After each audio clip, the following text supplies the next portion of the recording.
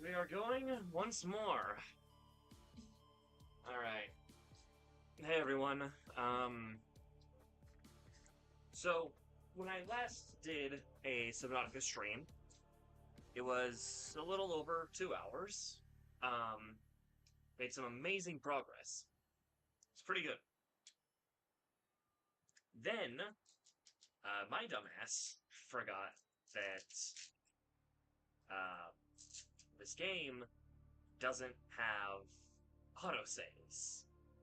So when I was closing it out, I saw it say last save 2 hours ago, and before I could stop my body from pushing the button, I pushed it. So yeah.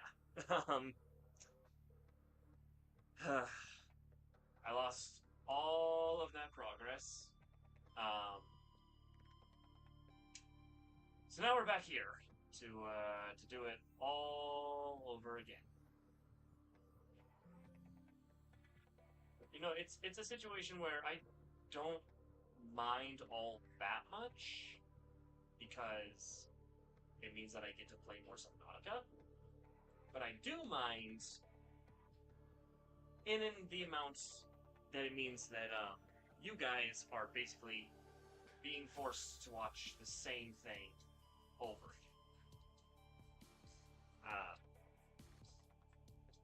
But I'm yapping long enough. We have to get going on this if we want to make as much progress. I don't think I'll have my my usual acquaintances in chat tonight. Sorry, I was saying that turned away from the mic. You probably couldn't hear me. I probably won't have my normal acquaintances for stream, being like Cowpokey, Fishy Fish, because I don't know, it's late and I didn't really tell Cowpokey ahead of time that I would be streaming.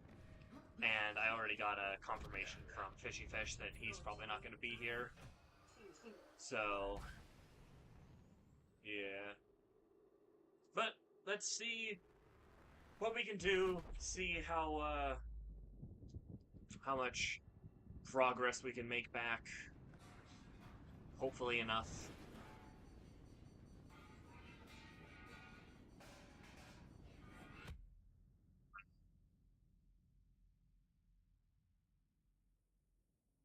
Yeah, it's kind of just annoying that I fucked up like that.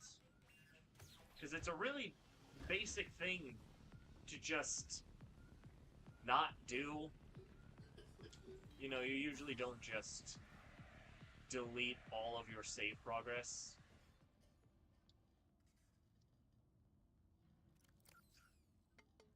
And usually, even if a game does autosave, you manually save before leaving just because you don't trust the autosave. This is considered an optimal outcome. This PDA has now rebooted in emergency mode with one directive: to keep you alive on an alien world.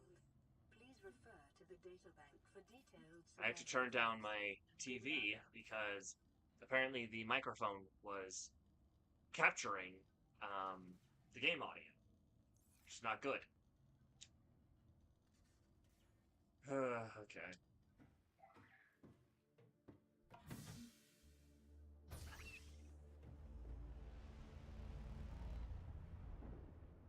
It's beautiful. It's amazing looking, but we've already been here. We've already done this. Zero human life signs detected. Alien life forms may have unexpected applications. Utilizing alien resources is a proven survival strategy. Ow. Well, that's 2 cave sulfur. That's pretty good.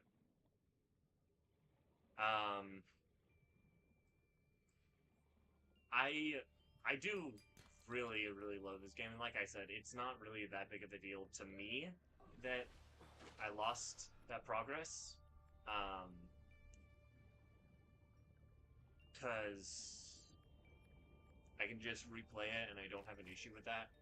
But again, it's you guys seeing the same thing twice that bothers me. That's what like messes with me and makes me not the most happy about current events that are transpiring. But I don't know. It shouldn't be that hard to get back to progress because, like I said, we made good progress, but it wasn't like an irreplaceable amount of progress, or it wasn't like I got super lucky with everything that I was doing. I mean, I did get lucky, but again, things could be a lot worse. And I'm gonna try and finish Subnautica soon. It's not a super long game.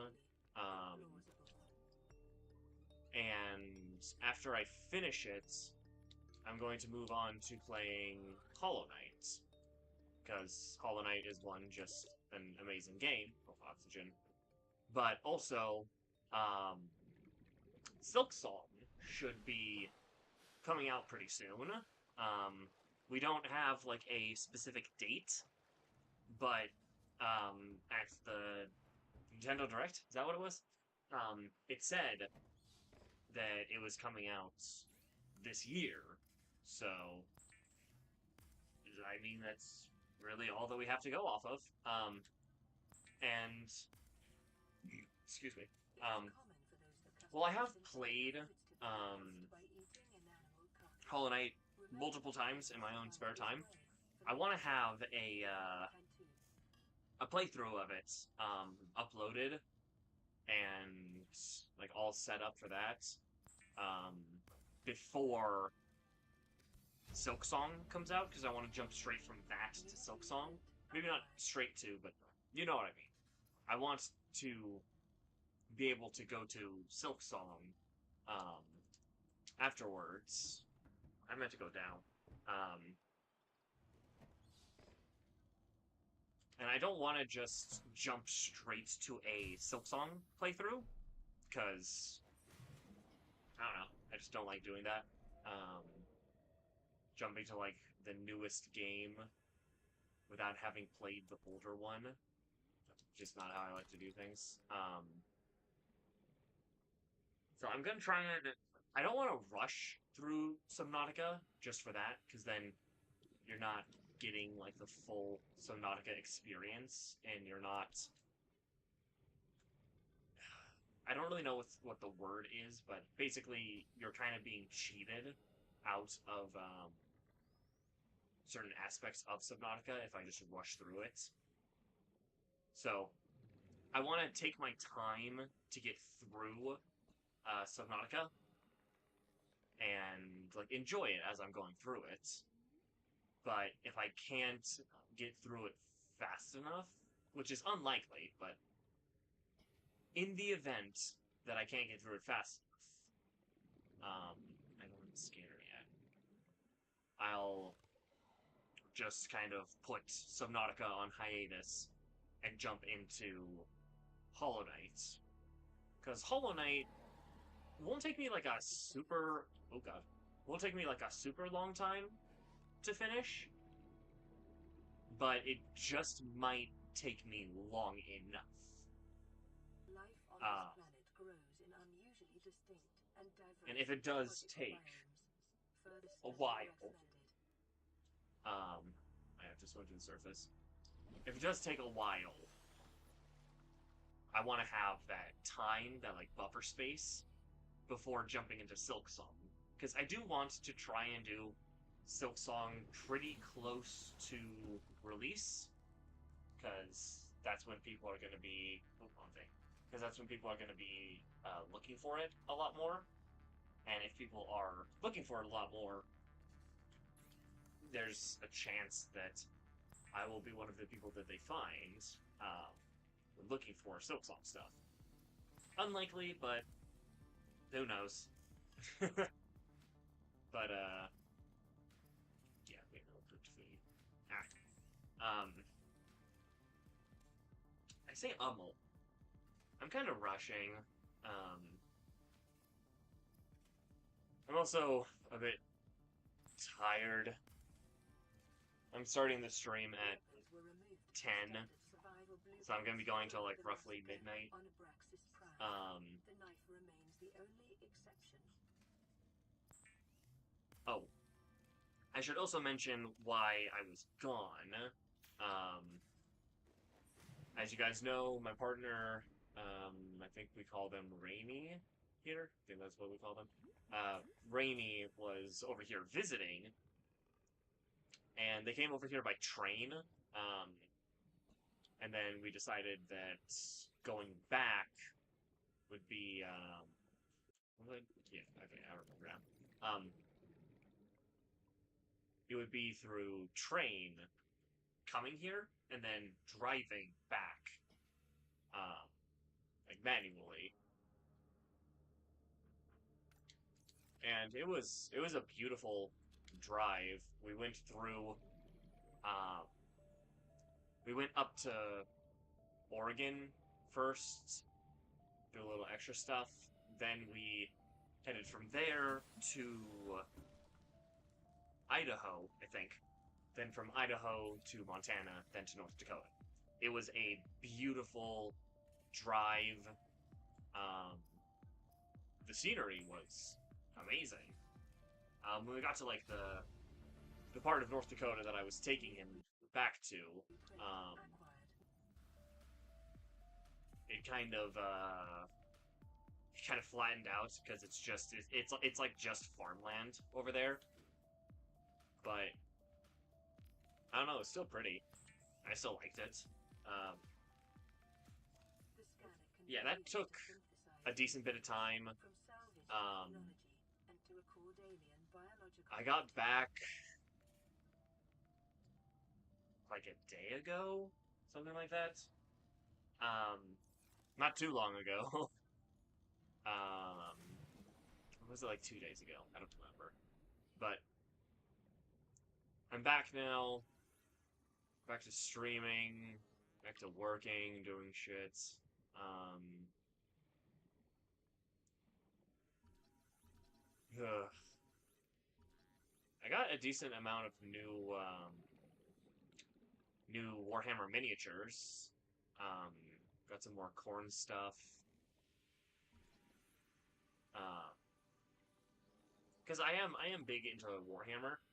Never played it, but I've been collecting the miniatures for a while.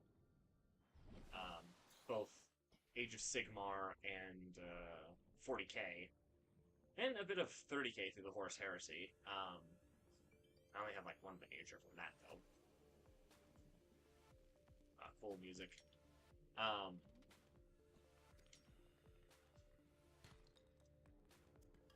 Titanium. But getting some more corn stuff because he's my second favorite of the Chaos Gods, just behind Nurgle because Nurgle is amazing. So I'm glad to actually finally have stuff for him because like I have I think it's a Chaos Demon Combat Patrol, just a shit ton of bloodletters. I think there's also a Blood Crusher and some of the Gorehounds, Bloodhounds, something like that. But that's really all that I have in terms of corn stuff, which I want more because I love corn. But now I have why am I so fast? Now I have the World Eaters Combat Patrol and the it's a Vanguard set of the Blades of Corn from Age of Sigmar. I think I need him to fall for something.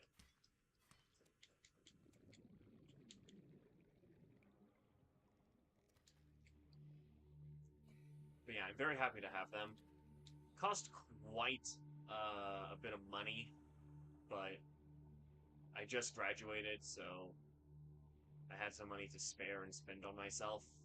Um, which, yeah, graduation, that was an experience. A good one, don't get me 30 wrong, seconds. but there were a lot of people, and I have not like severe, but kind of intense claustrophobia and agoraphobia. So being in that area with so many people, kind of like tight together, was rough. Um, but I had some people around who could help me. My teachers were understanding, but overall, it was a very, very good experience. Feels weird that I'm not going to be in. Oh, that's a stalker. Okay, someone wants to bite me. Please don't. But it feels weird that like I'm not going to be in school anymore. I'm not going to be required to go there every day. Um, and it wouldn't 30 apply seconds. really if I was thinking about like college stuff. Because if I was thinking about college stuff, I'd still be going back to school quite frequently. Because that would be like another 2 or 3 years, something like that. But I'm not really interested in college. I'm gonna go to college. It just doesn't seem like I'd do very well, or that I'd learn anything that really, I'm being poisoned, or I'd learn anything that really interests me, because it's like a situation where I can acknowledge that going to college would probably be a good idea. It would look good on my resume. Places might be more willing to hire me. Um, but because of my not quite learning disabilities, but learning difficulties, I think that if I were to go to college, I'd just be miserable the entire time. Consider disguising the Whereas flavor of unsavory doing meat salt what or I'm lightly going to seasoned do, what I'm herbs planning on and doing, spices. where I'm just going straight into the workforce, I feel like doing that, I'm going to be a lot happier, um, because I'm not going to have to put such a mental drain on myself just to like do what is considered the career Detecting thing, increased or like local radiation levels. the aurora is going to Drone is explode later, consistent with um, damage to the Aurora's drive core, or like the thing obscuring that you're pilot's supposed to core. do, because that's just not appealing to me. Whenever I would think about um, when I was in school not that long ago, and I would think about going to, oh god, 30 seconds. please don't catch me. Let me scan you though. Okay, I'm getting the fuck out of here. Um, but yeah, every time that I would think about going to college, I just stressed myself out. I started to have like panic attacks about it. One of my teachers I know really wanted to like push the envelope on me going to college because he said that um, I was smart enough that going to college would be very beneficial to me and that I could go down more potential career paths. But it really is just a situation that every single time I thought about it, I just dread it. It's just not something that I personally want to do. Uh, I have a lot of respect for anyone who can go to college, someone who knows what they want to do, someone who can go down that path and do so to push forward what they want to do in life. I have a huge amount of respect for that. A friend of mine, or actually several friends of mine, mostly two, but several. Oh, hello, Timothy. Um, Several people I know who are good friends of mine are doing that, and I have nothing but respect for them. Go away, Sand Shark. But it's just not. It's not a me thing. Um, the scanner room. Implementing new PDA data. It's just. I sound pretty quiet. Um, is it in comparison like to the game? Ah, friggin' hell. Um, 30 seconds. Sorry, I don't know quite how to. Come on. I don't know how to turn up the audio for my microphone. Like in OBS, it's already full, but it's been an issue for a while that it's kind of hard to hear me, and I am always really, really sorry about that. I don't know how to fix it. Um, I try to talk loud, but I'm not really a loud person. So sorry that I'm a little quiet.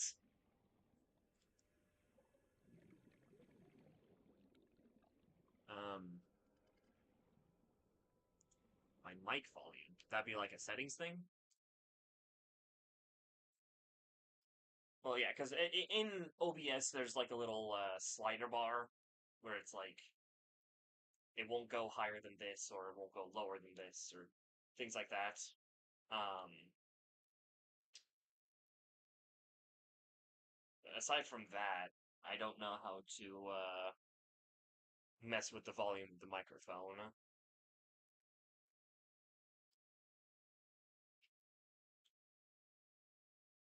because it is also a situation where I'm not super close to my mic, but I kind of am close. I don't know. I'm still a pretty amateur streamer. I'm not very good at this kind of stuff, but I'm mostly just doing this out of a out of just a want or like a desire to do stuff that I think is fun and people might find funny. Um, that's not what I'm looking for.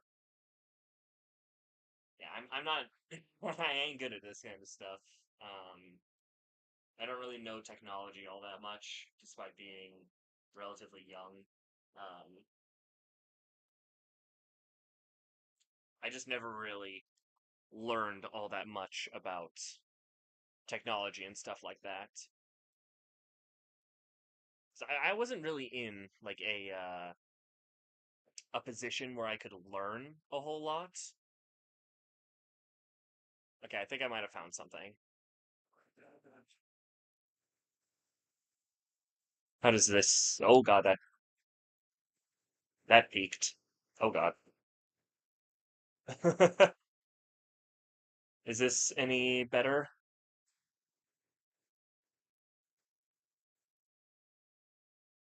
How's the audio now? Am I too loud? That is way better. Oh, I'm very happy to hear that. Am I like too loud or is this a increase it a tiny bit more? How's this sound? Is this like a good um volume area?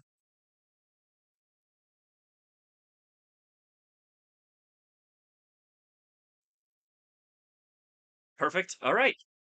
Sweet. It's taken forever for me to try and get my audio working correctly, cause I suck. Um, Hello, Kidrat. Just solved a issue that I've had on stream for a long, long time. Uh, that being my audio has never been very good.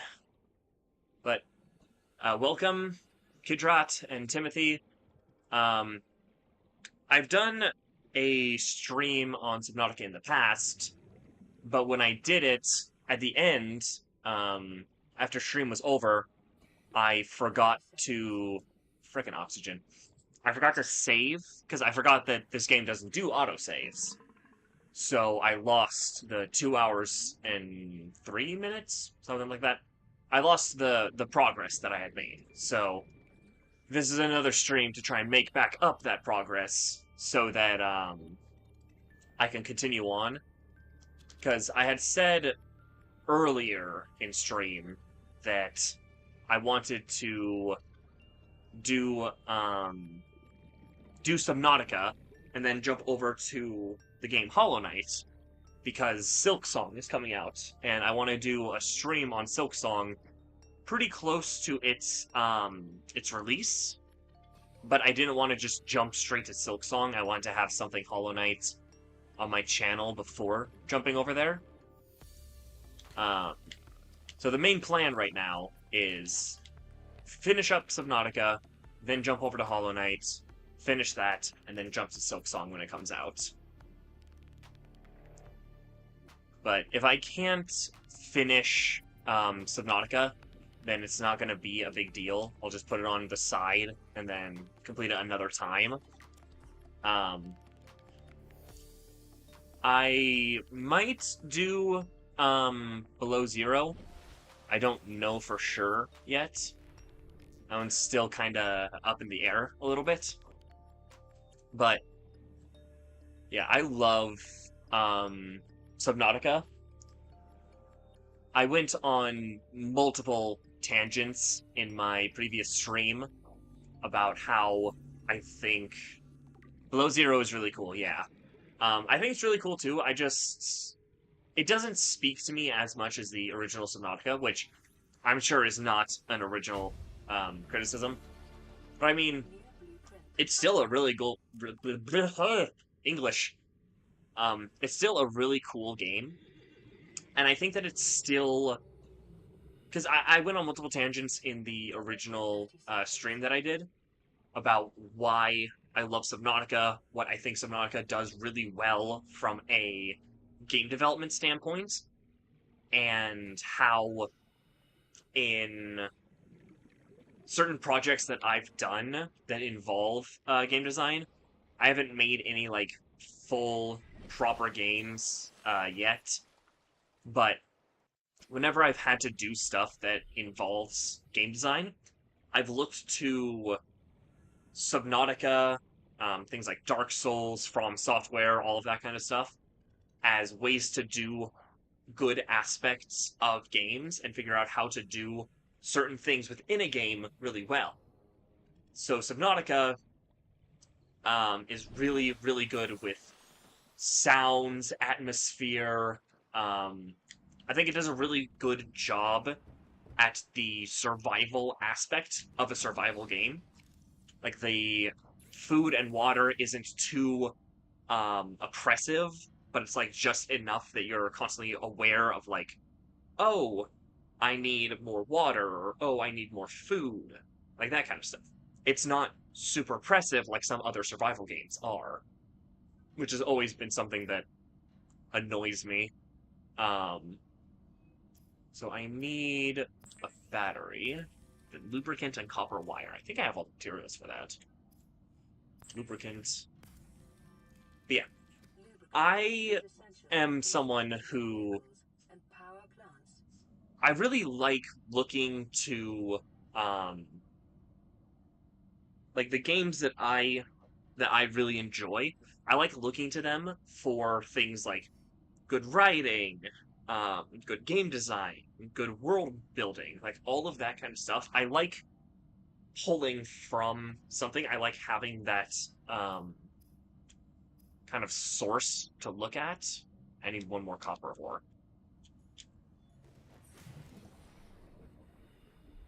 Because, I don't know, I feel like you should... Ooh.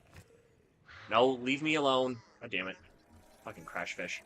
Um, ow. I feel like when you find good aspects of anything, really, whether that be, like drawing in art, making games, making videos, making movies, anything like that, when you find something that works really well and is really well done in that avenue, I think that you should, excuse me, you should look to that for inspiration, for help, for ideas, things like that, because you've seen how it can be done really well. So it seems almost like ignoring a resource if you don't like look to them, because there's like kind of levels of it. Um, you can't like straight rip something from one thing to another, but um, how do I explain this? I'm not good with words. You guys will learn this, but if you look at From Software with Dark Souls, Bloodborne, Sekiro, Elden Ring, all of those do a really good job telling you the story through the world, and also they do a really good job at having the world so interconnected that you have things like the shortcuts. When you have someone who has done something like that and gotten it to the point where it's something that everyone knows, everyone understands, and you've seen it done in an impeccable way. Maybe not impeccable, but very well done. If you were to make something, there's a train coming, so you guys might not be able to hear me, but if you were to make something in that same kind of avenue, but ignore what From Software has done and how they've done it, it kind of feels like you're cheating yourself out of a really, really good resource. The train's coming, so I'm going to shut up and continue after the train's done.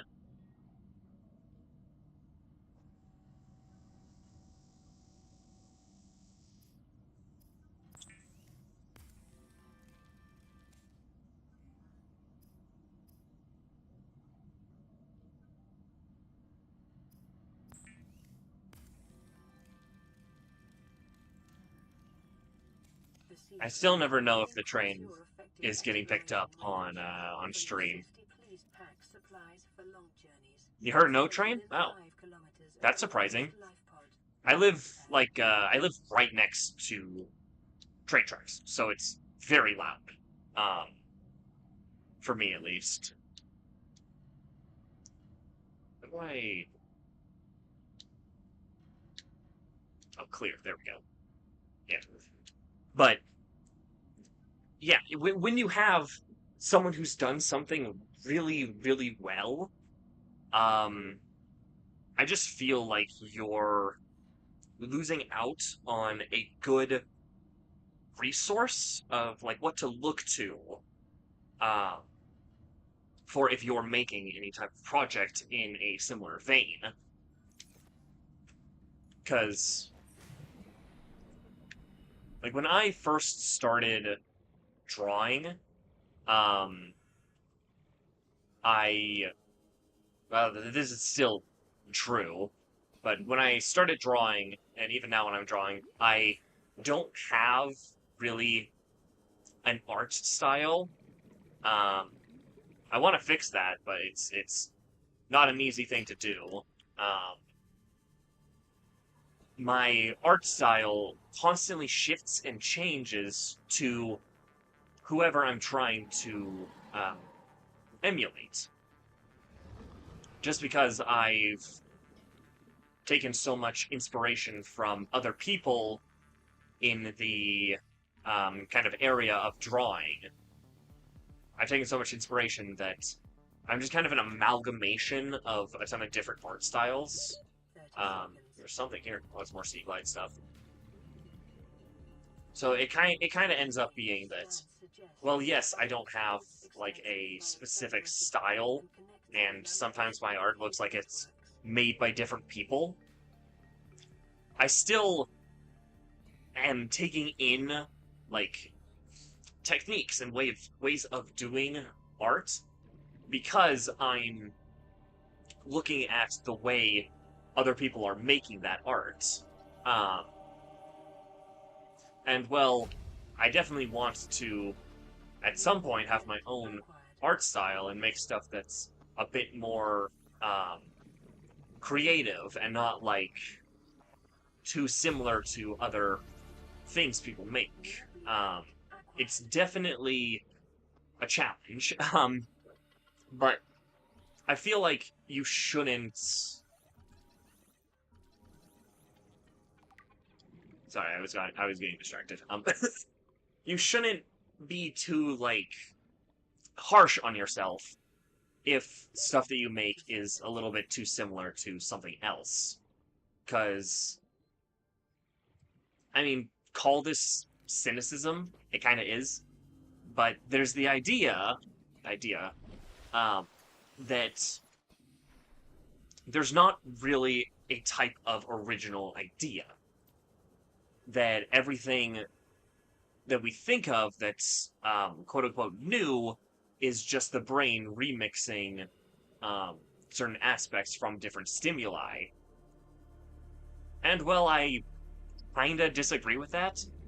It helps with kind of that talking point of um, it kind of helps with that talking point of taking in what other people have made and seeing how it can 100 benefit meters. your 30 own seconds. learning within whatever it might be, whether that be game design, art, working, anything really. And I feel like there's oh god, there's some reef backs. They're so cool. I feel like there's a little bit of a I don't want to say stigma because that makes it sound more harsh than it actually is. It's just people can sometimes get so hung up on the idea of making everything unique, making everything different and not wanting to make something that's too much like something that's already been made. And I've never really understood that because at least in my eyes, I've always seen stuff as inspired by this, inspired by that. 30 seconds. I've never seen anything that was like a complete 100% new thing. Oh, my. It might have gotten quiet again because I got a bit. Oh crap, I might die. Because I got a bit farther away from the microphone. Um, I am probably gonna die. Nope, I just barely made it. Um, and also you don't have to be concerned about interrupting me because I'm just yapping. Um, this isn't like a big um speech kind of thing. Well, it kind of is, but it's not something that I'm super concerned about. Um, it really is just kind of me Integrating yapping new to PDA data. fill a little bit of space, but also I don't know. I like getting into like deeper conversations. Blueprint acquired. I just think it's neat. I just think it's neat to get into these conversations with Blueprint people acquired. um, 30 seconds. and kind of being in an area where getting into these New conversations blueprint isn't acquired. like discouraged. I just really like when people are able to Oxygen. share opinions and ideas and get into I mean, at least it's a reason to make people listen instead of like having the stream in the background. Yeah, I can definitely see that. I feel like myself, or I see myself as a background streamer, but I can also definitely see um how this is. I mean, it's definitely something that I want. I want my streams and stuff to feel like a little engaging. I want it to be something where people can engage Passing if 100 they meters. Oxygen want to, or if they have an opinion on something, if they fluid intake. feel really anything. Um, because I've always been someone who loves hearing opinions. I love when an opinion differs from mine. I love when someone has a similar opinion to me, but for like a different reason or stuff like that. Um, I think it mostly depends on the game and what you are talking about. Yeah, yeah, definitely. There are definitely certain things in games that if you're getting into game design, you shouldn't emulate. But it is also very much like picking and choosing, and it's also very dependent on the individual taste of a person. You can't make in every game. Um, I forget who was involved in it, but I remember that there was a drama on YouTube a while back about Elden Ring, I think is what it was about. And somebody during that whole drama um, said something about a game that isn't for everyone shouldn't exist. And that's just not true because everyone is a unique person. Everyone has different likes and dislikes. You can't make a game that's meant for everyone because not everyone is the same type of person. Vital Oh, signs excuse me. stabilizing. Um, because of how unique and different people are, you can't really have a game made for everyone. Because a game made for everyone would only have like certain smaller nitpicky aspects of what so many people love about games. Um, like for me, I'm a big fan of games like Dark Souls, Bloodborne, a couple others that are slipping my mind for some reason. But games that aren't for everyone, and I can accept and realize that not everyone is into the same type of thing as me. Ooh. And people shouldn't be like Souls-like games. Yeah. Um, I just had more specific ideas in mind for like what I was going to say that I liked, but then I forgot. um, Me personally, I actually found The Lost River way less scary than like anything I've seen in Subnautica. Sorry to interrupt, by the way. No, no problem. No, like I said, it's not really interrupting. It's engaging with the conversation. Um, yeah, I can definitely see that. It's it's definitely kind of freaky. But yeah, like it's part of that thing, getting aspects from things around you. You can't have like oh man, how do I word this? I'm not good with words. I'm just good at word vomit. Degradation of Um, the aurora. of That's just cool. saying May stuff. result in a quantum Fucking leap. beeper. Um, Continuing to monitor. but yeah, like you shouldn't expect everything to be made for everybody, and everything does things differently. Like Subnautica does survival, atmospheric stuff, little touches of horror, but not as much. Those Subnautica does those really, really well, in my opinion. Souls typed games do like these oppressing, well, depressing. That's not. They have stories that are very deep and usually pretty damn sad. Um, cured food. Ah, Um, and they do a really good job with having a play style that very much like when you are playing a Soulsborne, um, there's a certain point where everything just kind of clicks. And From Software and games in a similar vein do a really good job with that type of play style. Um, and then other games like Resident Evil or Silent Hill, they do a lot better with the um, horror aspect. And that's part of the reason why you can't have a game that's made for everybody. Because if you have a game that's made for everybody, then what is it? What type of genre is it? Because games, the reasons like we have game genres is because people like different things. If you try and have an every game, then you don't really have any type of game.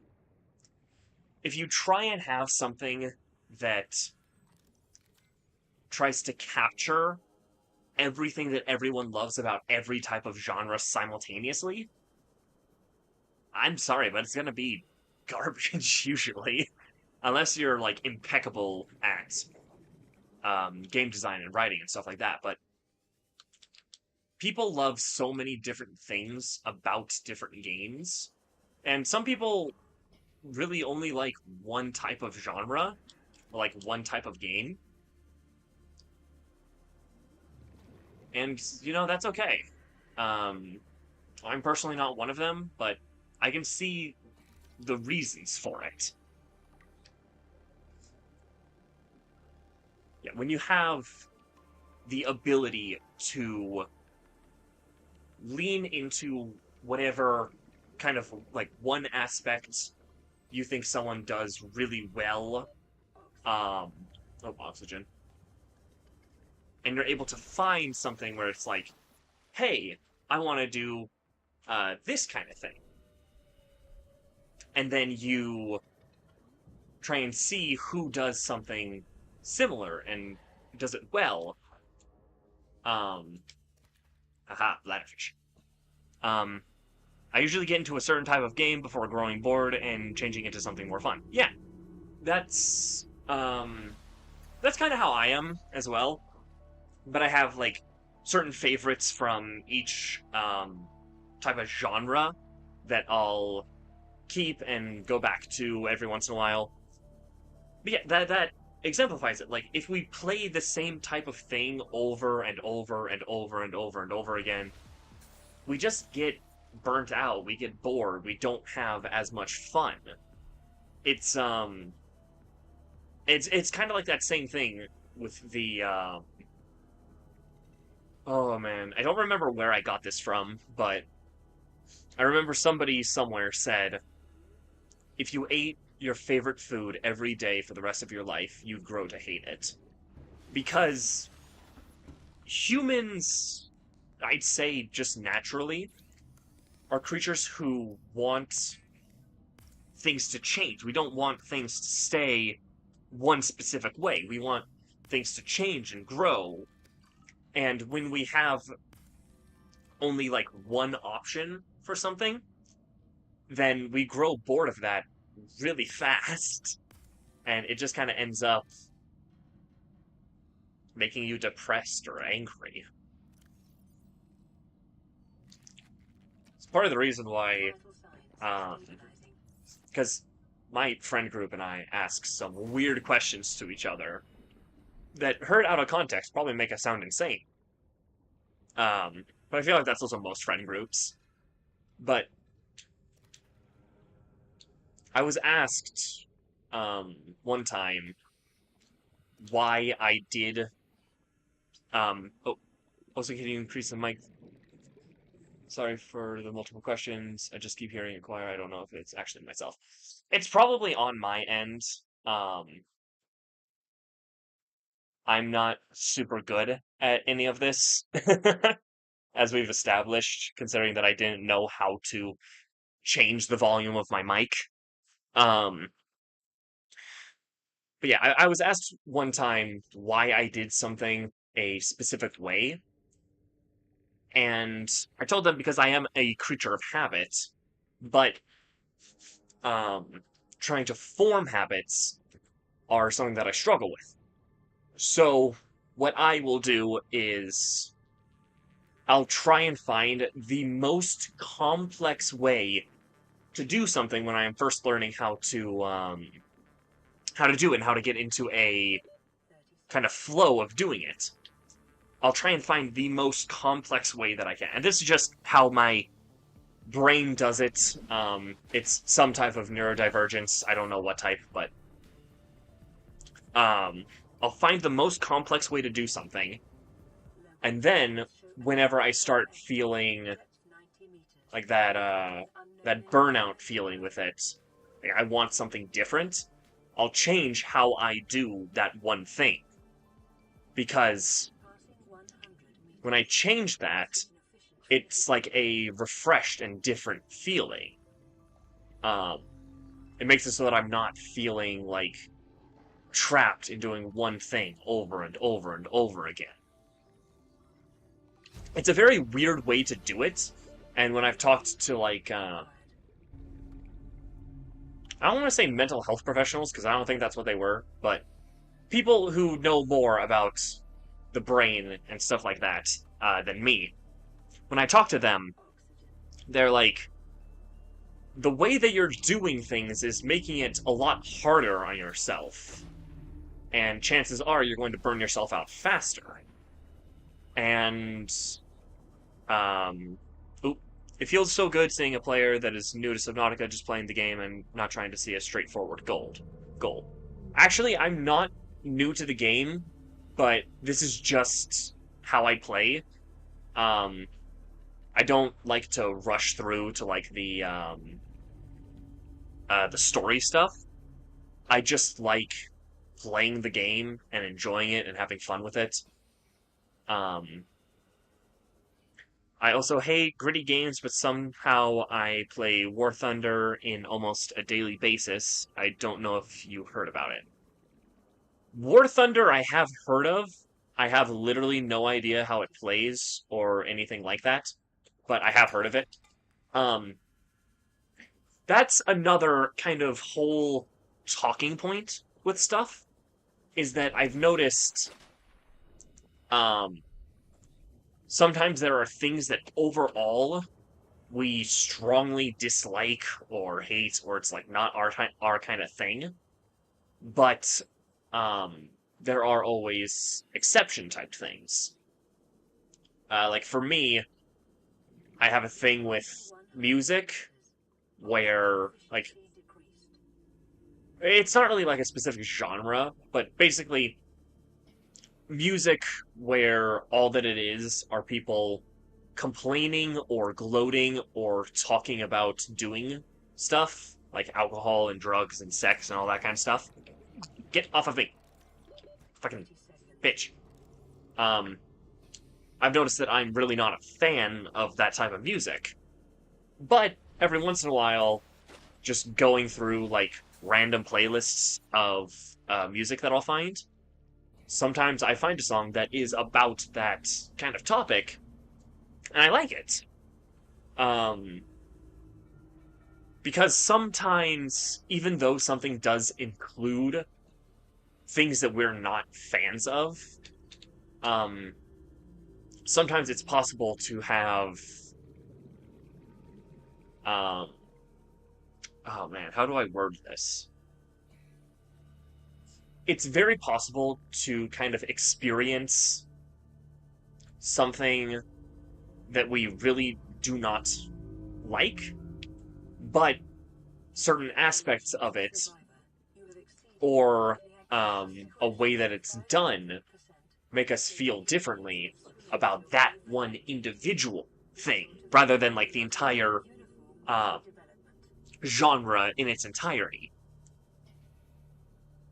Like for me with the music example, whenever I find like a song that fits into that genre or subgenre or whatever it is that I'm not usually like a big fan of, I'll find that and I'll be kind of, admittedly, I'll be kind of confused for a little while of like, why do I like this? I don't like anything that's similar to this, and I don't usually like the contents of the song, but the song itself is good. And it's just kind of like realizing we don't have to, or I'm not doing good wording this thing, but it's kind of realizing that we don't have to, not have to. It's realizing, I'm sorry that I'm so horrible at explaining this. Hold on, I need to center my brain. It's realizing that while we might dislike or hate something in general, sometimes that thing that we really hate or dislike can be done really well, and we can appreciate how much effort was put into it, and also find enjoyment in listening to it, or playing it, or watching it, without having it be like, oh, our entire idea and opinion on this has changed. That's usually not how it is. Um, for me, I have like 24 hours in Subnautica and don't plan on beating the game anytime soon, lol. If you just want to know where some of the stuff is, like Lost River, just let me know. Thank you, Pixelated Gamer. Um, yeah, I have beaten Subnautica several times now, but I always find it's more fun to just go into the game, fuck around, and enjoy yourself. And that's how I am with most games. I'm not really like a fan of going into a game just to try and like finish the story. Um, hello, Burke. Like even with story-driven games, I like just fucking around. It's because at least in my mind with stuff, there's not really a point to just jumping into a game, rushing through the story, and then getting to the end and being like, okay, that's it. Um, for context, War Thunder is pretty much a PW2 P2W game. I don't know what that means. Unlocking faster stuff with some payable things. Oh, pay to win. P2W is pay to win. Okay. Um, for F2P, yeah. For F2P users, it's worse. Takes like 5 hours to unlock a mediocre tank in mid-game tiers. Free to play. Yeah, yeah, yeah. Okay, okay. Um, yeah, that definitely wouldn't be my type of game. um, I'm really not a fan of like pay to win stuff because it does just frustrate me. Um, but I can also see like what's an example? Let's go with Destiny. I don't play Destiny because every time that I have tried to play it, and I've been a free to play player because I don't feel like forking out the cash for DLC stuff, or not DLC stuff, but like the pay to win aspects of the games. It always just is so punishing and harsh and grating. It just takes away my enjoyment. Um, and the gameplay is worse. Sometimes you get a few kills at the start of a round before instantly dying. Others you lose all your available tanks and leave with no rewards nor anything. It kind of seems like because I have this with War Thunder is pretty fun, but for me it's mostly fun when I play custom battles with friends. That's a very good point. For example, you need to memorize each weak spot of the 100 low tier tanks. That sounds very frustrating. Um, yeah, I'm kind of in the same boat as you, Burke. Like, if I'm playing a game um, that I probably am not a fan of, it sometimes makes it more fun to play with people that I know. Um, but it kind of seems like you, Timothy, might have something that I have for like shows and movies and even some games is enjoying them because they're terrible and they upset me. um, I have it where kind of like certain movies, um, there's also 10 Nations, which has lots of tanks, so imagine the pain of memorizing all weak points. I don't think I can. That sounds like hell. Um, yeah, I have a thing with like certain movies and shows where I will continuously watch them, and usually I end up incredibly frustrated, and it just annoys me so much. But I keep watching them because there's a certain amount of entertainment that I get from watching something that is so obviously horrible. um, I have decided I want to progress with Subnautica story. You were my inspiration to do so. Oh, hell yeah. I am glad I helped you see a good aspect of Subnautica, Pixelated Gamer. Yeah, the story is, I will admit, it's kind of basic, but there's nothing wrong with a basic story. If um man, weak spots are just so annoying to learn, honestly. That's why I use a tank with caliber, Jesus, or rat tanks. Okay. Um but yeah, the story is basic, but I don't know, I don't feel like you need a super complicated story with this game. You're on this planet, there's a reason, but that's really about it. It's not like a huge um it's not like a huge thing where it's like, oh, there's this big reason why you're here on this planet and you're the chosen one for something. No, it's just like you ended up here and there's stuff going on. And I really like that about this game. I don't feel like every game needs to have an in-depth reason for why stuff happens. Like it's always cool when it does, and learning about it is very interesting, at least to myself. It's like you don't need it. Um, that's what makes me play it more. It's that I see YouTubers play with really good tanks, knowing they paid for a premium account, and that somehow inspires me to keep grinding and ending up with 20 minutes of playtime before rage quitting, like an RPG or open world. I'm going to be honest, I have only made it to the ghost tree and I missed the alien containment things. The ghost tree. Oh, like the big. Yeah, yeah, yeah, yeah. Okay, okay. I know where you are.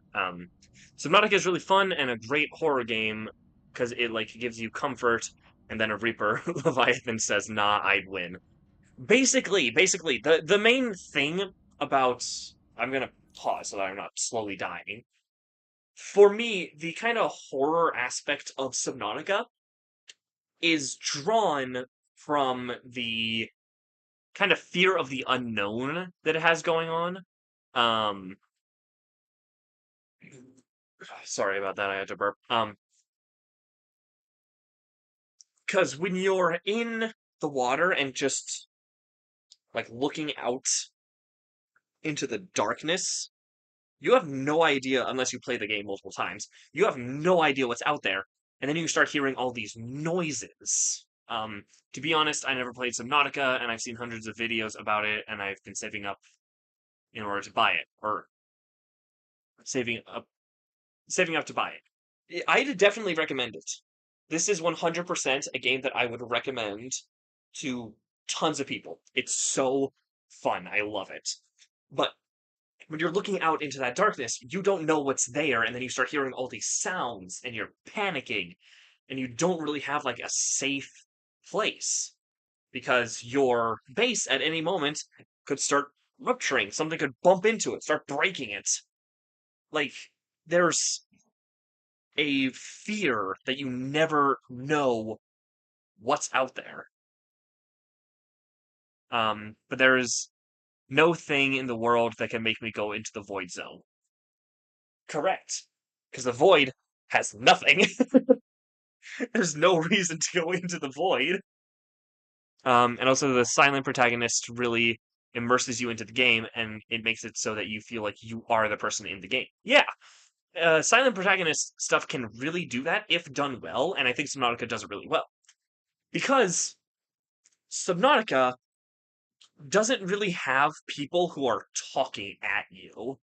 Um, you have things like the recordings, the distress calls, and those are kind of people talking at you, but they're all pre-recorded, so it doesn't kind of break the immersion when your character doesn't respond. The stuff later on in the game that I'm not going to spoil, that's also kind of a different situation because it's. How do I explain this without spoiling it? Either way, it still makes sense that your character isn't verbally responding to stuff. Um, because it's not really a way to or a reason to for the player. Um, yeah, I've always been a really big fan of the kind of fear of the unknown aspect of these games and of anything, really. I am a massive fan of like cosmic horror shit. All I remember from the SOS calls in those like capsules that got lost is that I think someone got attacked by a crab squid. I'm pretty sure at some point someone got attacked by a crab squid. That sounds like something that has happened. Um, yeah, I've been a massive fan of things like H.P. Lovecraft. Um, his stories, not the person, but um, his stories, like the Call of Cthulhu, all that kind of stuff. Because I was introduced to it at a pretty young age, and it like instilled a deep primal fear in me. And a lot of the time, I'll point back to those not those, but the big quote. And Below Zero is also good, but it has the person talking, and that kind of breaks the immersion. Yeah, um, with the way that I kind of view it is that Subnautica is you are the person, whereas in Below Zero, it's more like you're. I think I just hit the mic. Whereas in Below Zero, it's more of you're observing the person, you're watching what happens. At a young age, I used to play work at a pizza place in Roblox. LOL. I don't know what that is. I don't know much Roblox stuff. But when H.P. Lovecraft gave the quote, I might be kind of wrong with how it's said, but the oldest and greatest fear of man, or no, the oldest and strongest emotion of man is fear. The oldest and strongest fear is fear of the unknown. That kind of thing. Literally work at a pizza place. So it's just like a pizza simulator. I mean, it wouldn't be the weirdest thing I've seen on Roblox, apparently. Um, keep forgetting that I'm doing stuff. But yeah, having that kind of fear of the unknown really like got to me in some of my younger years. But it was always like I was super into it kind of thing. Like seeing that always made me oh excuse me always made me want to look into it more. Made me want to learn about it. And I'd spent a long amount of time um, looking into stuff like that. Everything with H.P. Lovecraft, Cthulhu, all of the different types of cosmic horror. I've looked into a lot of it, and it's always so interesting to me because a big part of like cosmic horror is the idea, at least to me, this is a big thing with cosmic horror, is the idea that as humans, um, our minds cannot comprehend what we are seeing. Currently, I'm into the Gears of War games, and it's very badass. Yeah, Gears of War is like testosterone incarnate. Booting up Subnautica on my Nintendo Switch right now. Hell yeah, get to it, buddy. Don't know if I've ever heard of it. I have. I've heard of Gears of War. I played. I think it was the second one. I think I played Gears of War 2. Um, when I was a bit younger. Probably shouldn't have, but I did. Um, and I really enjoyed it. It was really fun. I really liked it. But yeah, one of the big things that I've always felt with cosmic horror is the idea that the minds of humans can't comprehend what we're seeing. It's this big, um, I think pretty much UNSC play it as of now. UNSC. Like, Halo? I don't know what UNSC means in this context. Sorry. Um, but yeah, it's like our tiny brains can't. Oh, old people. Warning. I'm not that old. Radiation signals suggest the Oh, is this drag explosion cycle time? has reached critical No, 2 hours. mass. Okay. Quantum Um, detonation will occur within 2 hours. but yeah, like as humans, our minds are so limited in what we can comprehend that's beyond the borders of our own world 30 seconds. that looking at things like Cthulhu and Dagon and Yog-Sothoth, looking at all those things, it's just to us, like in for some people in the stories, they can't even like understand that they are looking at something. For a lot of people, in the world of H.P. Lovecraft, it's just like these things Laser-based wiring to don't only quite secure components with exist. low habitat modules. Oh, lead. My inventory is full. It's like this weird in-between limbo space for some of them. For others, gazing upon something that the mind cannot comprehend drives them insane. And for some people whose minds are already atypical, back when H.P. Lovecraft described it, it was described as crazy people, or insane people, or psychotic people. When they gaze upon these creatures, their minds not only are able to comprehend it, but also, a lot of the time, they kind of see a certain aspect of it, and they are drawn to it, and they begin worshipping it.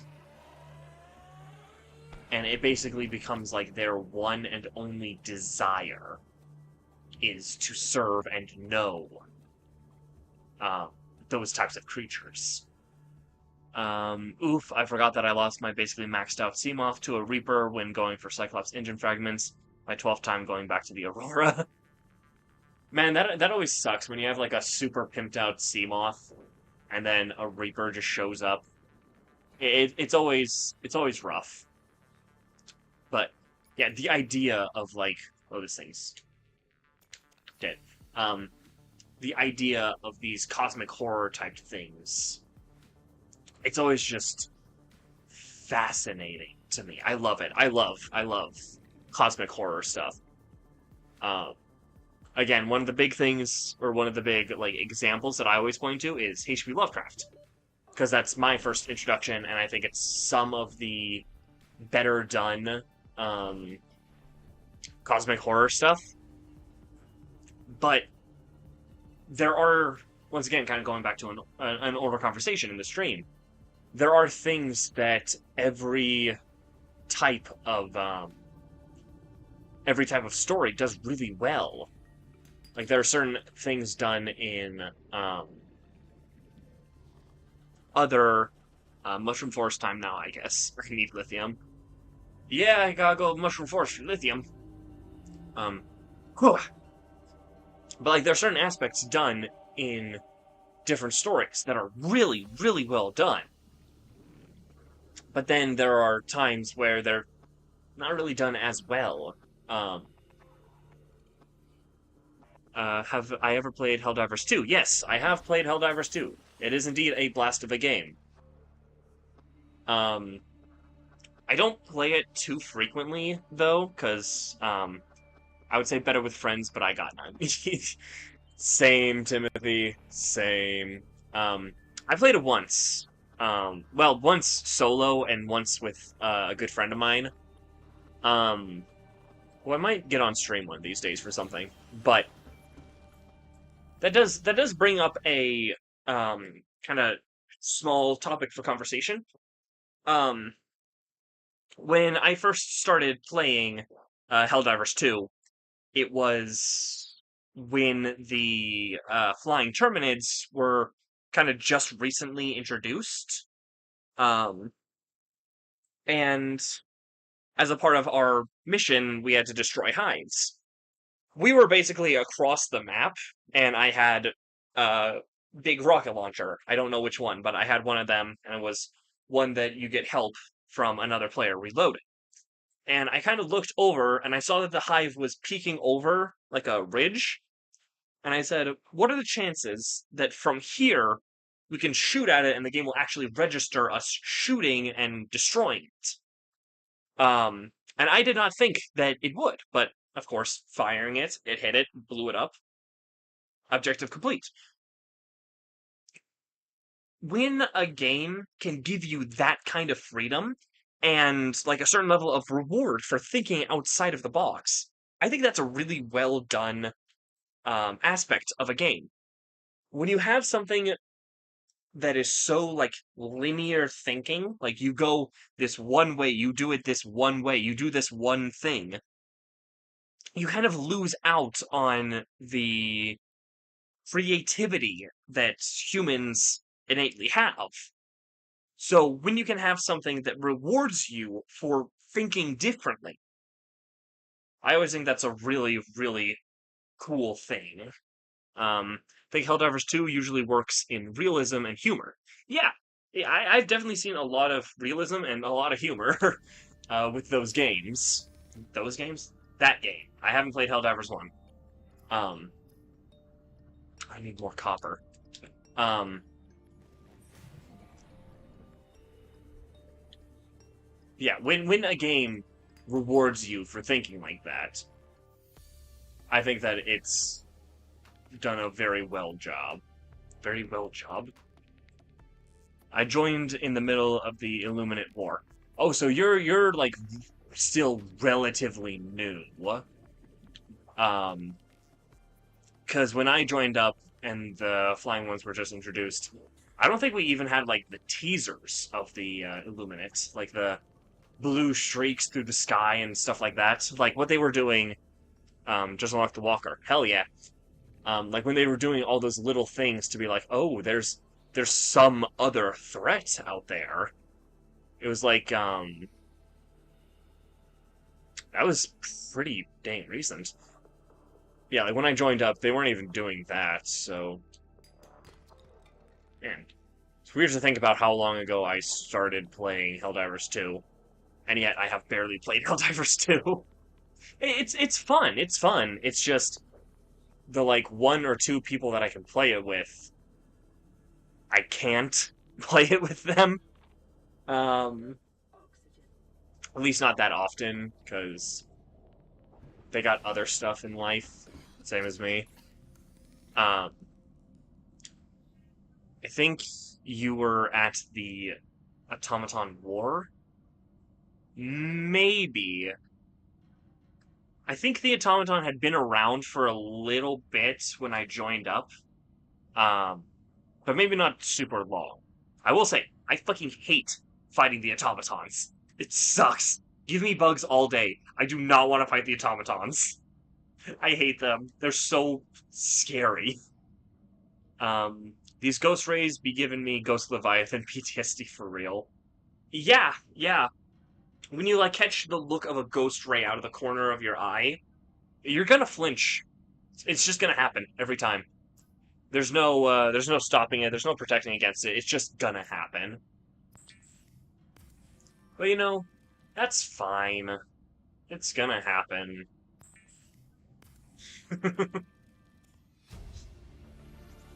So we're basically at the point where we can start building stuff. Because now we have the habitat builder. Um, The builder, too, is designed to construct. okay. So I'm gonna take a quick trip to the bathroom because I need to use it. Um, hi. I don't know how to say that name. I'm sorry, but hello. Um, I'm gonna take a quick trip to the bathroom, short bathroom break. Um, then I'll be back, and we're gonna head over to the islands to do some scanning. In order to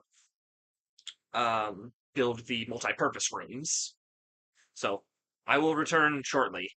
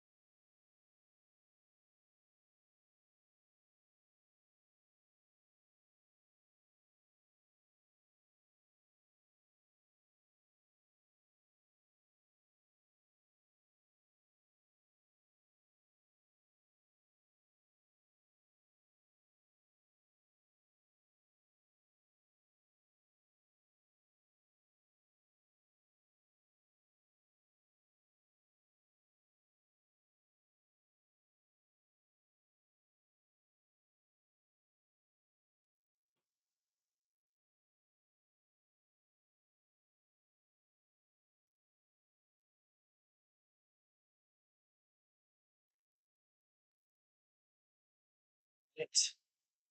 I am back. There's even enough data. What do you mean? Do you mean you're not receiving enough data?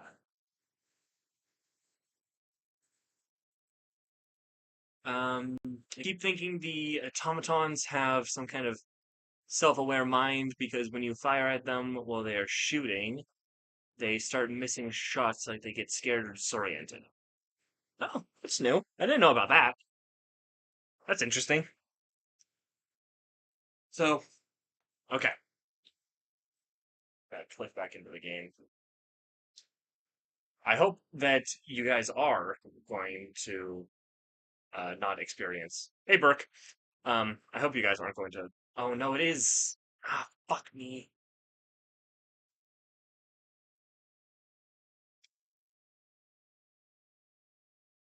Enough videos to maintain smooth streaming. Why? What's going on? Oh, why is it lagging?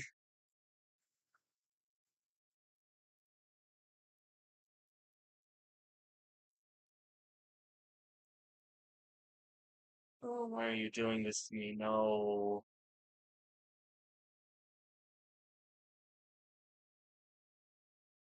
No, god damn it. I hate when it does this. Um, oh no. How do I fix this? I'm talking kind of quiet because right now, um, yeah, I was far away from the mic and I was also talking kind of quiet because I'm getting told right now that YouTube is not receiving enough video to maintain smooth streaming. As such, viewers will experience buffering, and I don't want you guys to be experiencing buffering, but I don't know what I'm supposed to do to fix this because fucking OBS and YouTube suck.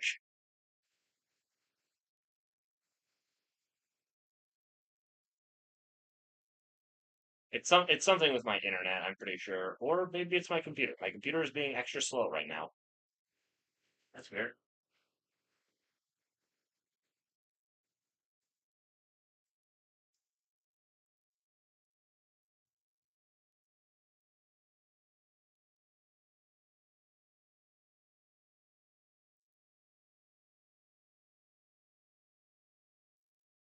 Let's see if maybe that will fix it. I just changed some stuff around. I'm going to see if that's going to make it so that we are no longer in poor stream status. Because I don't want this to be in poor stream status. I don't want you guys to have to deal with fucking buffering. Buffering sucks. And I hate when it's on stream because it messes with the experience of the people who are watching. Sorry, I'm talking when I'm away from the mic again. I keep doing that.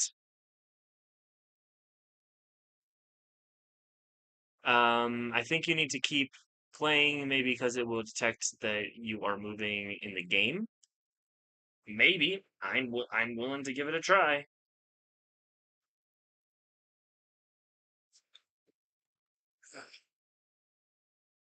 Hopefully it doesn't keep fucking buffering. Habitats capable of withstanding extreme Gonna environmental seek fluid conditions. intake. Seek fluid intake. Click that off. And the habitat builder. Because we have that now. Okay. Get the water that's in here. And the drain blocks.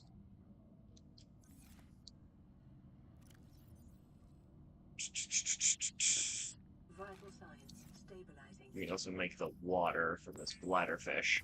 So we're gonna head to the second island. At least what I call the second island, because it's the one that's not as important to the story.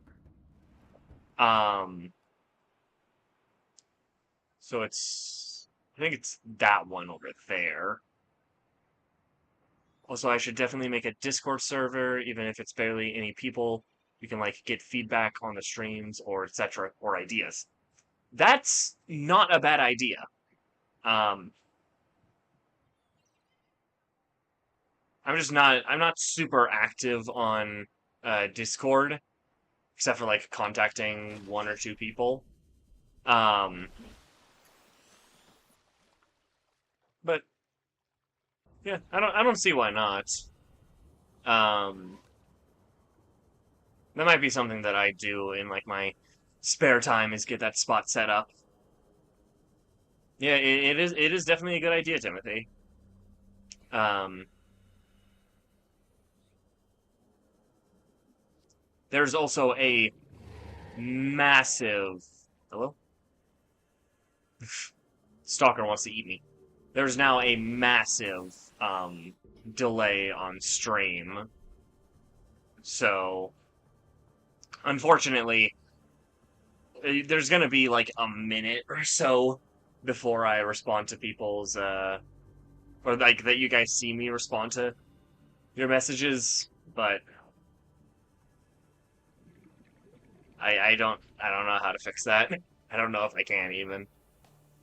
But we don't have too much longer to stream because I go for 2 to 3 hours.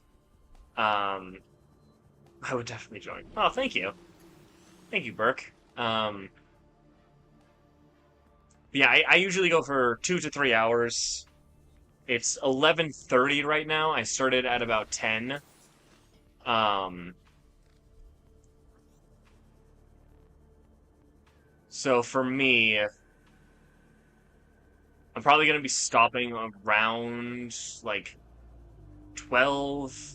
Probably not gonna go for much longer after that. Um, because I'm working tomorrow.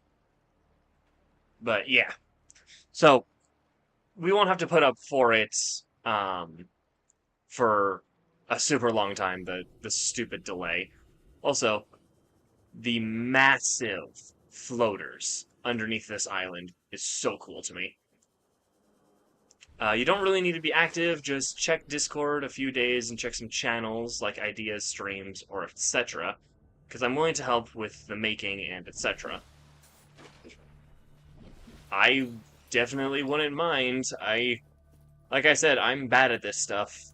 Picking up multiple energy signatures on the island's surface.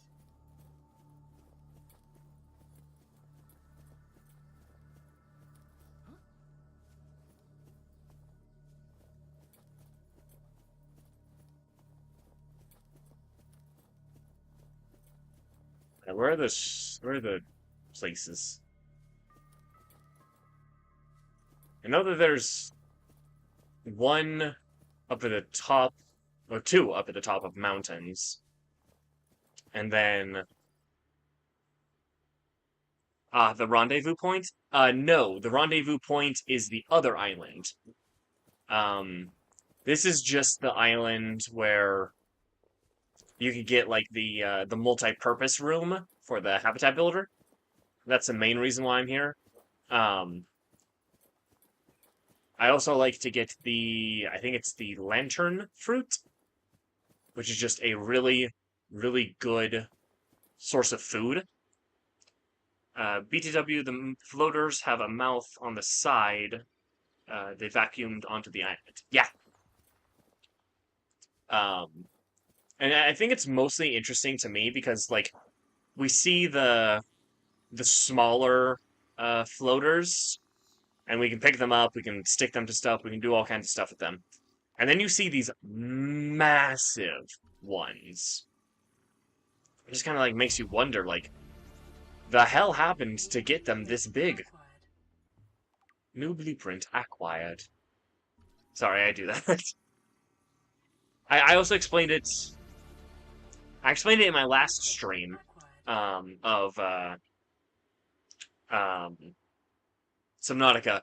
That sound, like when you've just scanned something and you get that new blueprint, that's like a neuron activation type thing for me. It like scratches the inside of my brain and like gets on my reward center. New blueprint acquired.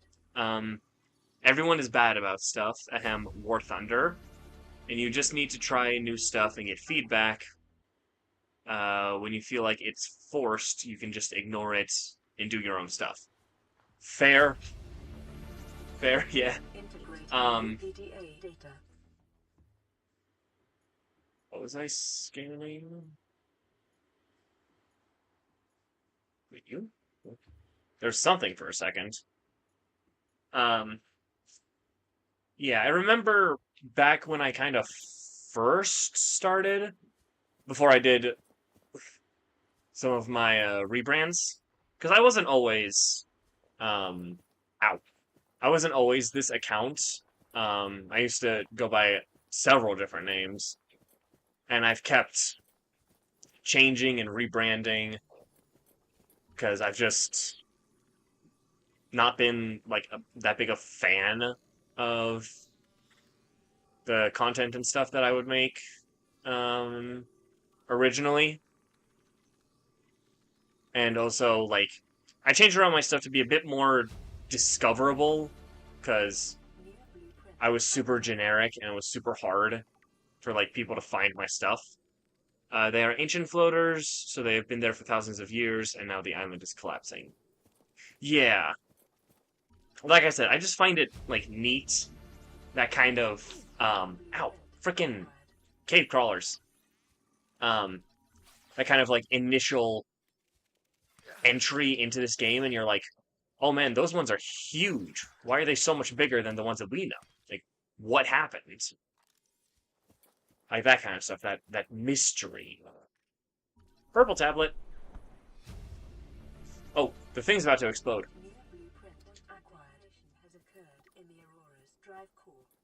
Where is it? No, I'm on the wrong side of the island. No! Ah, God damn it.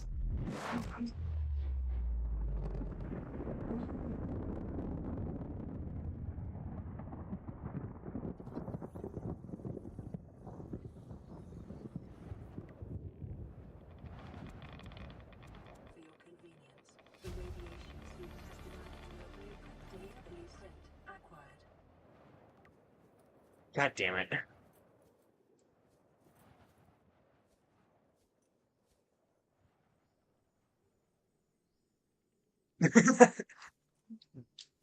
I did, yeah. I don't know. Why did I do that? Why was my first instinct when I was getting attacked by a fucking cave crawler? I have to scan it. um, Sorry I wasn't able to get the explosion. In my last stream, I got the explosion. And I love when the Aurora detonates that big bassy boom that you get. Yeah, no big kaboom means less dopamine. I know. I'm so sorry. With the spotlight. But yeah, that big boom, I love. I love well done bass. When you get like really well done bass, like that big heavy boom that if you're wearing like a good pair of headphones or have a good set of speakers, like shakes it. It's real nice. Um, I've got stuff in my eyes.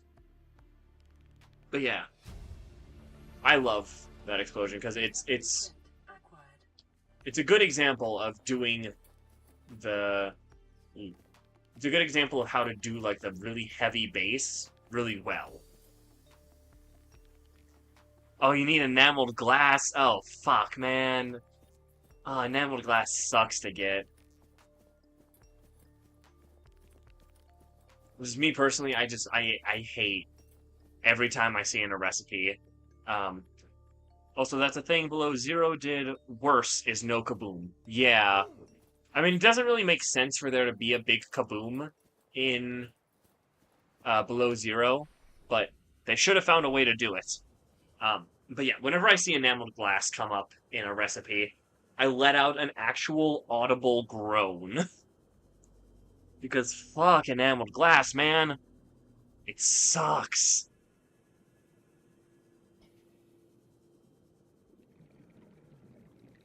Like, it's not a horrible thing to get. It's just really annoying.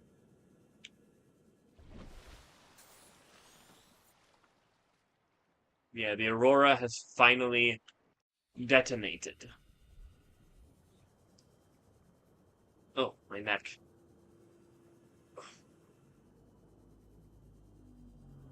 My neck had grown stiff and I needed to pop it. Yes, we are at the point where we can start building a base. Which, when I had last, bro, every time I find a tooth, it clips to the ground. Yeah, the stalker teeth. Their hitboxes are pretty fucking janky. Uh, but yeah, when I had left off last stream, it was pretty close to when I had first like built up a base. I also had the bioreactor, so that's a good thing that I um have it now. Ooh, reef whale. The reef backs. Yeah, with the fucking oxygen. I get it. Um, yeah, yeah. Reefbacks are awesome. I love those guys. Um, ooh, my favorite sea creature in Subnautica.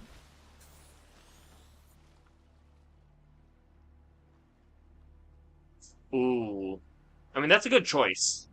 Um, I've never known. Like, is that the Chelicrate? I don't know how to pronounce that second word, but yeah, those ones are cool. I like them. Um, man, let's see. Um,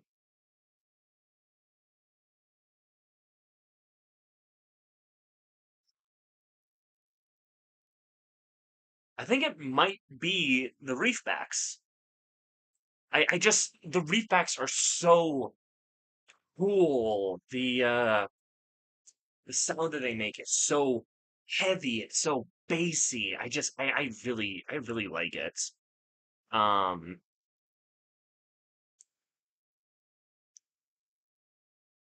yeah, I'd probably have to say that my favorite is the Reefback. Um, I'd say the Warpers are like a close second to the Reefbacks because the Warpers also have a really cool bass heavy sound. Um, yeah, there's the enameled glass. Fuck that. Um,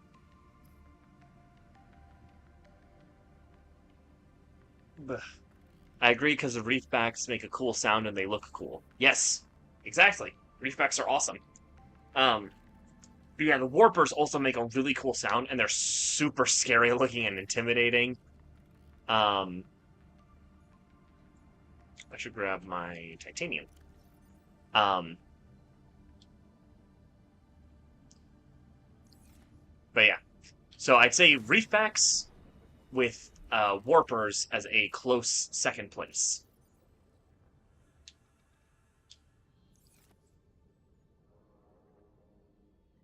The EMP Shockwave. Oh, my second favorite are the Crab Squids. The EMP Shockwave looks badass. Yeah, the those are also really good. Yeah, I definitely do like those guys too. Um, but it's like for me, I like the um, I like the squid crabs It may be more time from to like upgrade a one of your leisure spaces to maximize oh, I benefit. need quartz and titanium, Treat this so I need to space grab as one a quartz up factory, here. but never forget I how like to them use more it. from a like filling out the world kind of thing because they're very interesting when it comes to like how they function in the world and why they exist in the world. The sound they make is like one of the ones in the Predator movies. Yeah, the Yautja make a very similar noise to the squid crab, which it's just a click, but it sounds cool, and that's what matters. Um, but yeah, like the idea of how the squid crabs evolved to be like that, it's a question that I love to ask because it's just so curious. It's so weird. Like, how do things like that evolve and exist? It makes no sense. Sea treaders are pretty cool because there are no other creatures like them. I forgot about the sea treaders, the sea treader leviathans. Weird to think that those guys are leviathans. Um, ooh man, where would I put them? That's a ooh. I don't think they'd make it into like the top two that I listed, the Reefbacks and the Warpers. Um, sea treaders remind me of the Striders from Half-Life 2. Yeah, they do look like that. Um, but I would definitely say sea treaders would be like my top five for for Subnautica creatures. They are really cool. They're another God yawning. They're another like how did they evolve to do this? Why did they evolve to do this? Why are they like this?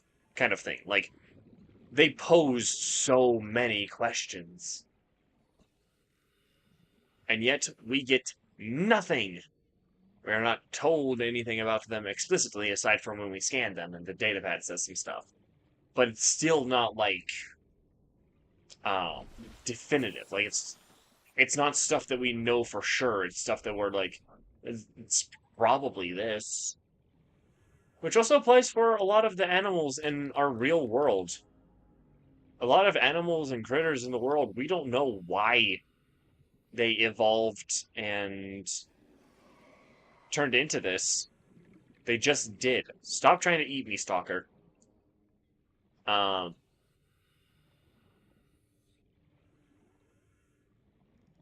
with a lot of stuff, we don't know why they are the way that they are. We just kind of theorize and think like, oh, they probably evolved to do this. They probably evolved because of this. And shit like that.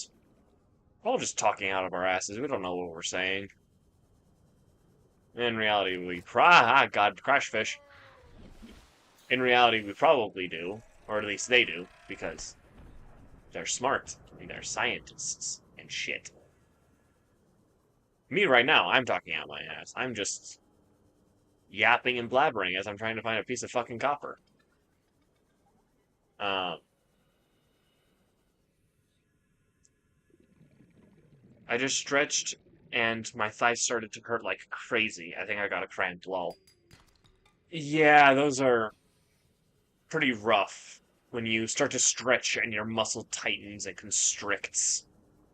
Um, I get that, and it forms like these pretty intense knots. I mean, the treader's beak is a literal leg. Yeah, it's like why? Why are you like this? Why did Mother Nature make you? Welcome aboard All right, Power Restored. All primary systems online. we have a base. It's not much, but it's something.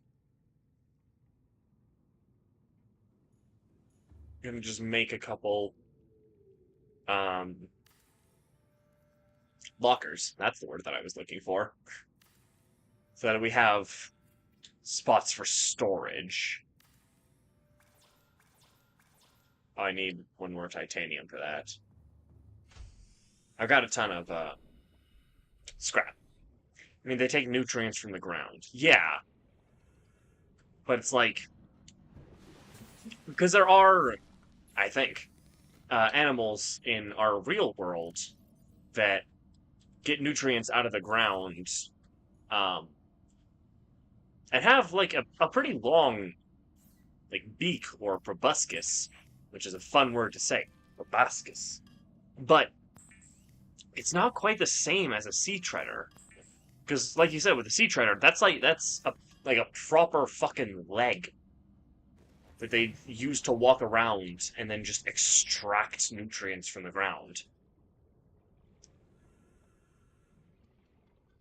Um, I have absolutely no clue who you are, but apparently the YouTube algorithm chose you today. I'm happy to hear that. I'm finally getting recommended on the algorithm. I am Stream Glimmer. I'm a dumbass, and I do shit that is sometimes funny.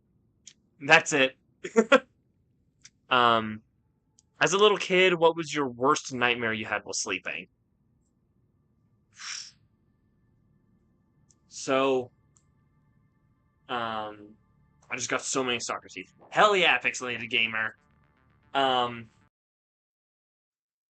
so when I was in, man, I'd say like, yeah, it was middle school.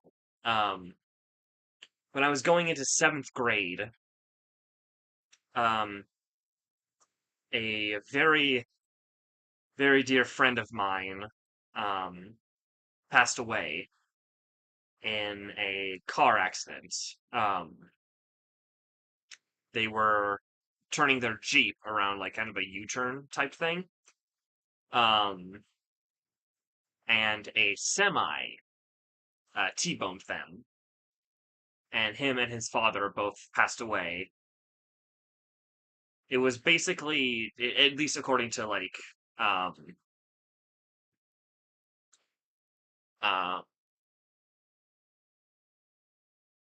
coroner stuff, I guess, based on like the reports that the limited reports that we were given access to, it seemed like it was a pretty like instantaneous death. So at least they didn't suffer. But um, when I was just learning about that, I would have these horrible, horrible nightmares where I was seeing myself like in the vehicle with them and uh, seeing as the collision happened, seeing everything almost in slow motion, seeing them in what felt like their moments right before death and not being able to do anything, say anything, move, or intervene in any way, shape, or form.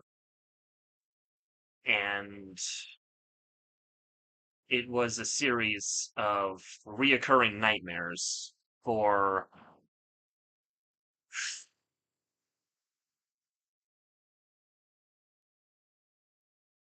I think, like 4 years. And I'd have that nightmare almost, no, not 4 years, 3 years. Yeah, 3 years. And I would have that nightmare about once every, it used to be every night, then it decreased to once every week, then about once every month, then once every 2 months, and it just slowly calmed down. Um,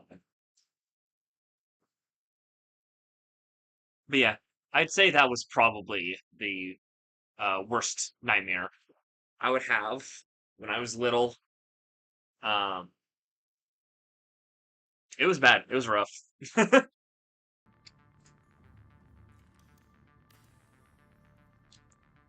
I don't actually remember why we had access to like coroner information. Jesus, that sounds horrifying. Yeah, it was pretty rough. Um, how much is it for an Ember Grow bed? 4 titanium. Um, there was a lot of I kind of don't want to keep talking about the nightmare topic. My bad. It's all good. It ain't an issue for me. Like I said, it was back in like middle school, so I don't mind talking about that kind of stuff. I'm also someone who I don't really have like a an issue with death and talking about it and that kind of stuff. Um,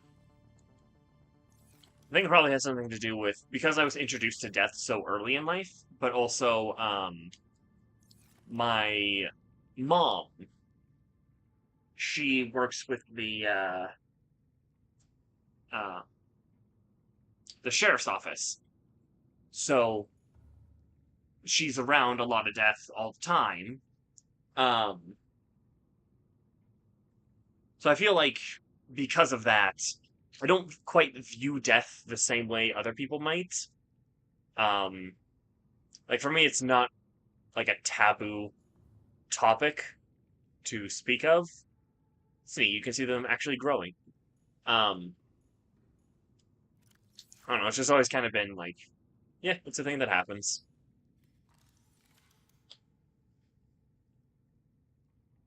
Requires glass and titanium. How do I make glass? I know that it takes quartz, but I think it takes something else as well. Ah, wrong button.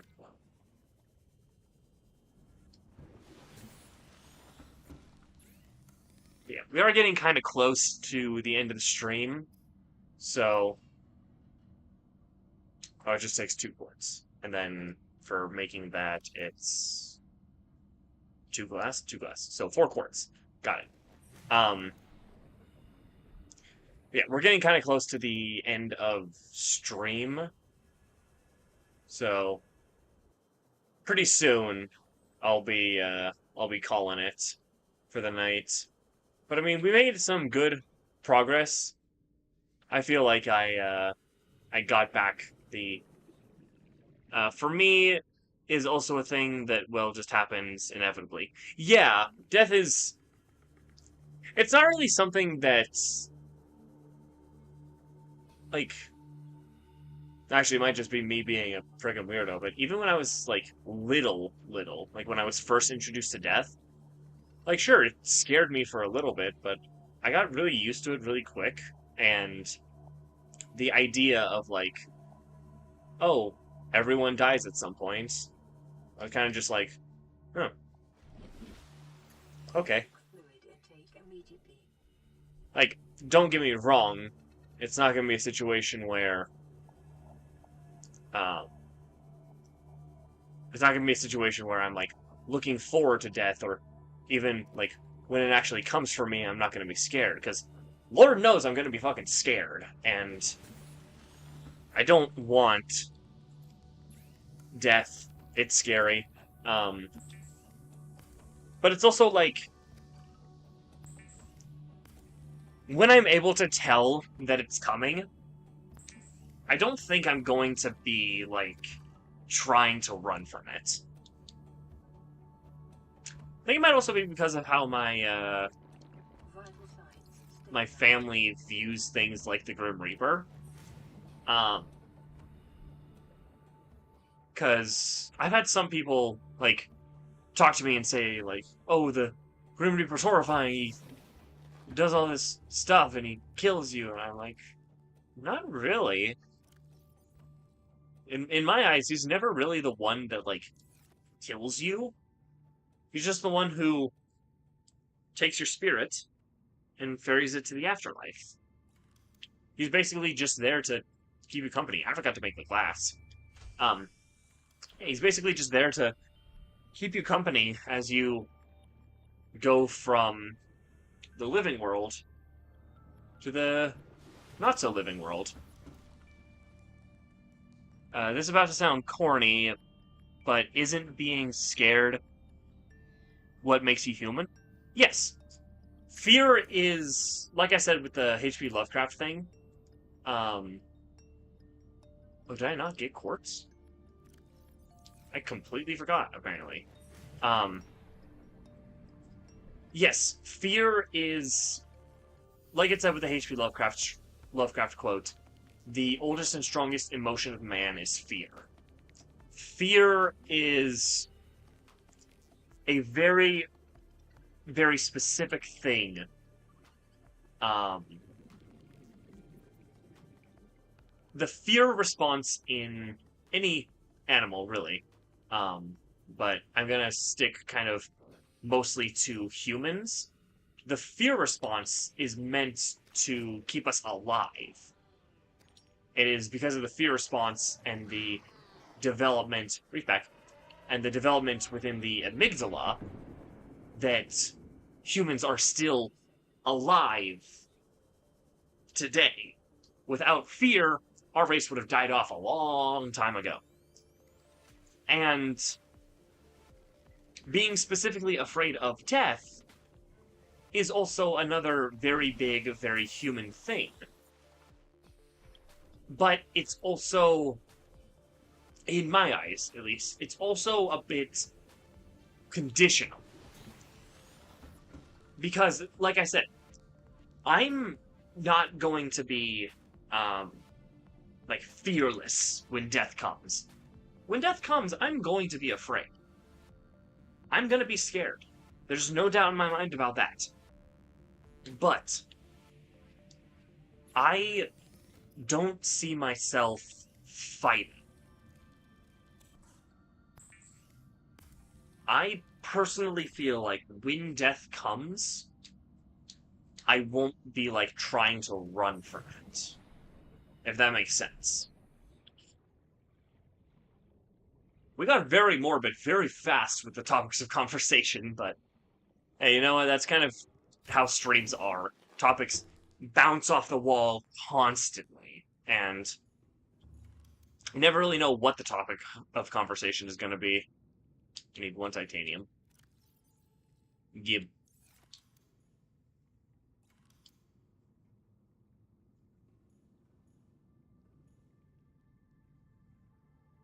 God damn it. There we go.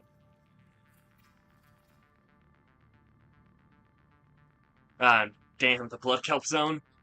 That place fucking sucks.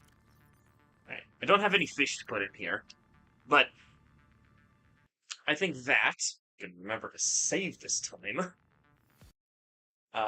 I think that is where we're gonna call it for tonight. Um, BTW, when do you think the next stream will come? So, um, also when the stream ends, is there a way that YouTube tells you that certain content creator is streaming? With YouTube, you subscribe, and then when you subscribe, there's um there's a little bell that'll show up next to the subscribe button. You click on that and you click all, and then that'll give you all notifications from that specific creator. You can also do personalized or none.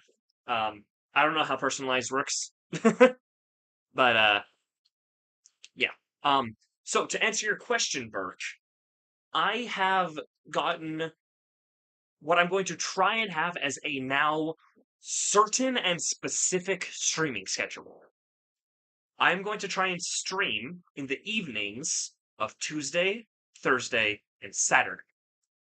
Um, I don't have a specific time that I will stream.